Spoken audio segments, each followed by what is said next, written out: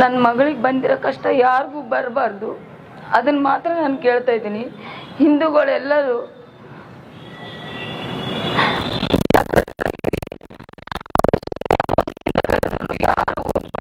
ನಮ್ಮ ಮನೇಲಿ ಆಗಿರೋ ಪರಿಸ್ಥಿತಿ ನನಗೆ ಗೊತ್ತು. ಅವಳು ಯಾವ ಥರದಲ್ಲಿ ಹೋಗಿದ್ದಾಳೆ, ಅವಳು ಯಾವ ಥರ ಇದ್ಲು ಅಂತ. ಅವಳಿಗೆ 2 ಪುಟ್ಟ ಮಕ್ಕಳಿದ್ದಾವೆ. ಮಕ್ಕಳನ್ನ ಬಿಟ್ಟು ಯಾವ ತಾಯಿನೂ ಹೋಗಕ್ಕೆ ಇಷ್ಟಪಡಲ್ಲ. ಆದರೆ ಅವಳಿಗೆ ಆಗಿರೋದೇ ಬೇರೆ ಥರ. ನಮ್ಮ ಮನೇಲಿ ಸಿಕ್ಕಿರೋ ವಸ್ತು, ಮಂತ್ರ ಎಲ್ಲನೂ ನಾನು ಸುಟ್ಟಾಕಿದ್ದೀನಿ ಅವನ್ನ. ಅವಳಿಗೆ ಈ ಕಡೆ ಪ್ರಜ್ಞೆನೂ ಇರಲಿಲ್ಲ. ಅದನ್ನು ಹೇಳಿದ್ರೆ ಯಾರೂ ನಂಬಲ್ಲ.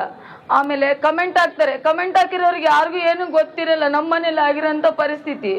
ಕಮೆಂಟ್ ಹಾಕ್ಬಿಟ್ಟು ನನಗೆ ಲೈಕ್ ಬರಲಿ ಅನ್ನೋ ಒಂದು ಉದ್ದೇಶದಿಂದ ಬೇರೆ ಬೇರೆ ಥರನೇ ಕಮೆಂಟ್ ಹಾಕ್ತಾರೆ.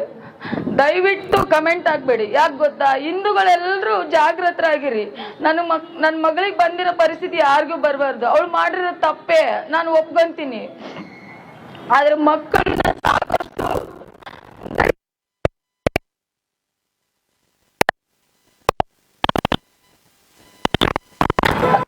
ಆಗ್ಬಿಟ್ಟು ಅವಳು ಆ ಥರ ಈ ಥರ ಅಂತ ಹೇಳ್ತಾರೆ.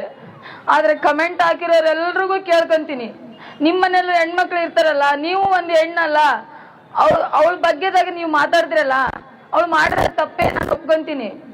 ಆದ್ರೆ ಅವಳು ಕಮೆಂಟ್ ಹಾಕ್ತಿರಲ್ಲ, ಹಾಕುವಾಗ ಒಂಚೂರು ಯೋಚನೆ ಮಾಡಿ. ಯಾವ ತಾಯಿನೂ ಮಕ್ಕಳನ್ನ ಬಿಟ್ಟು ಹೋಗಕ್ ಆಗಲ್ಲ.